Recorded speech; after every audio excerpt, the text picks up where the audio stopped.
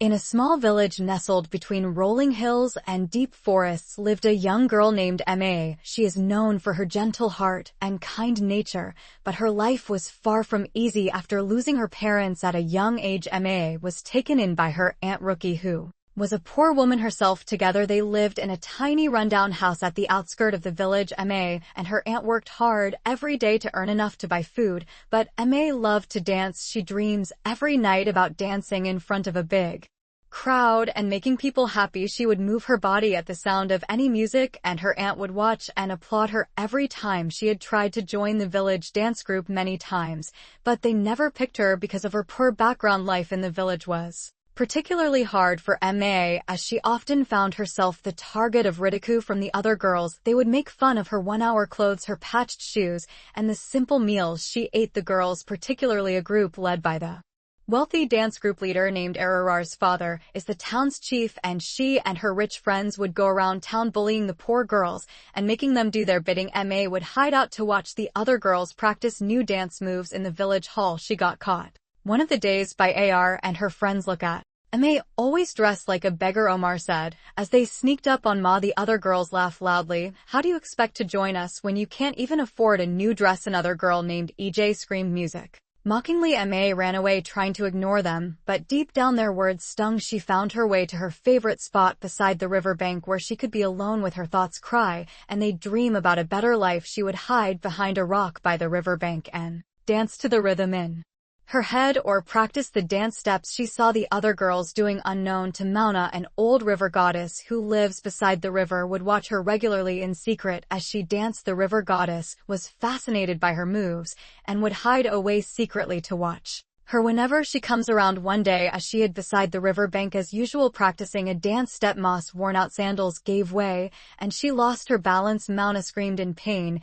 as she landed on the rocky floor. As she was breathing in pain, trying to console herself, a voice echoed behind her, "You dance so gracefully." Ma was startled and turned around to see who was speaking to her. It was a beautiful woman. The woman's eyes twinkled with mischief, and she wore a golden attire that seemed to shimmer in the sunlight. "Thank you, Mama," responded shilly. She never expected to see someone else there. "You might be needing a better pair of footwear if you wish to continue dancing," the mysterious woman said. "Well, I don't have another one. I'll patch this one tomorrow, and it should be just fine," Mauna replied. The woman laughed at her innocence and reached into her cloak. She pulled out a beautiful red shoe. It sparkled as if it had been crafted from the finest materials. "Take this, my dear," the old woman said. "This will transform you into the most wonderful dancer the world had ever seen. As long as you wear it, you will be light on your feet, graceful beyond measures, and capable of movements no one else can." Music match. Ma's eyes widened in disbelief. "Why, this looks expensive," she whispered, hardly able to believe what she was hearing. The woman smiled. "You have entertained me in the past month. Whenever you come here to dance, it's a gift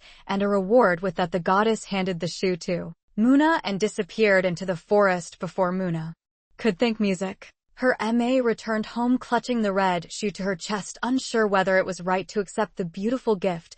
She placed it under her bed, too afraid to try it on just yet. Days later, an exciting announcement spread through the village. In preparation for the king's anniversary celebration, the king declared a grand dancing competition. The best dancer in the entire village would win fortunes that would last a lifetime, gold, jewels, land, and a place of honor in the royal court. The news caused a flurry of excitement, especially among the girls in the village. Ma and her friends wasted no time. They quickly hired the best dance tutors to teach them fancy steps and graceful moves. Every day they would practice in the village hall, showing off their expensive outfits and their new carefully choreographed dances. Ma, of course, could not afford a tutor. She wasn't even considering participating in the competition. As she watched the other girls twirl and glide, she could hear their laughter echoing in her mind. "Look at Ma, standing like a lost puppy," Era would snare. "Does she think she can compete with us? She doesn't even know how to dance." The other girls would laugh and point fingers at her. Ma quietly walked away to attend to the chores at home to keep her mind music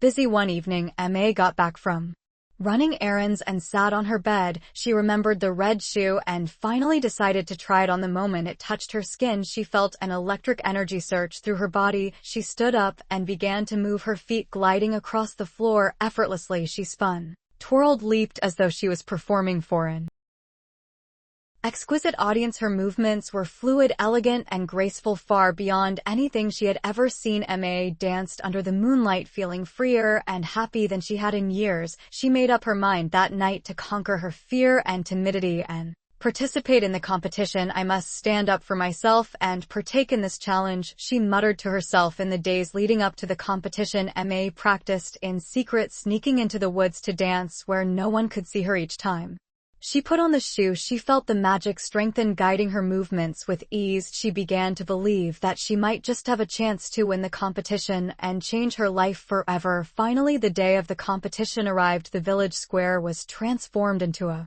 grand stage with colorful banners and decorations hanging from every building. Village from far and near gathered to watch, eager to see who would win the king's great prize. Ma, wearing her worn-out dress and carrying the magical shoe in a small cloth bag, nervously made her way to the square. As soon as she arrived, Alma spotted her. "Look who's here," she said, laughing loudly so everyone could hear. "Ma, what are you doing here? Are you going to dance in those rags? This is a serious competition, not a charity event." The other girls joined in, mocking her and pointing at her simple appearance, but Ma, though nervous, didn't let their words deter her. She was determined to give herself a shot. One by one, the girls performed their dances. Omar's routine was dazzling, with intricate steps and graceful spins. The crowd cheered loudly. It seemed certain that she would win. The other girls also performed beautifully, showing off the skills they had learned from their tutors. Finally, it was Ma's turn. She wore the red shoe the goddess gifted her with shaky hands as she stepped onto the stage. The crowd went silent. She could hear whispers and sneakers from the audience,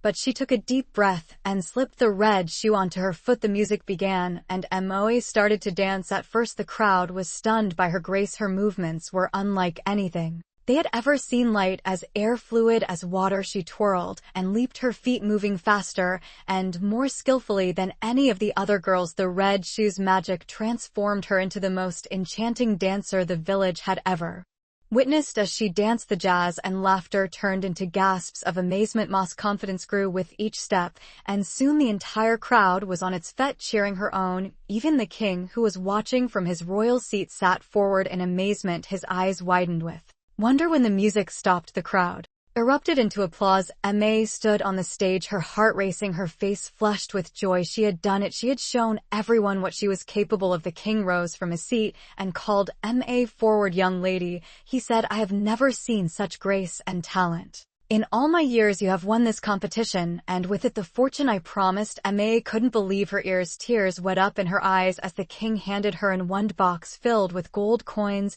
and jewels. Her wife and her aunt's life would never be the same again. Error, standing off to the side, was pitiless. She and the other girls who had mocked Mauna could only watch in stunned silence as Mauna received her prize. They realized too late that anyone could become anything they put their mind to, even the girl she mocked daily. As Ma returned home that night, her heart filled with happiness, she met the goddess again by the path leading to her house. This time Mauna bowed deeply in gratitude. "Thank you," Ma said, "you gave me the chance to change my music life." The goddess smiled kindly. "I knew you had it in you. Your spirit and your courage won today." With that, the goddess vanished once more, leaving Mauna to return to her aunt with her newfound fortune. From that day forward, Muna and her aunt lived comfortably, and Muna continued to pursue her dreams without fear or timidity. This is the end of my story.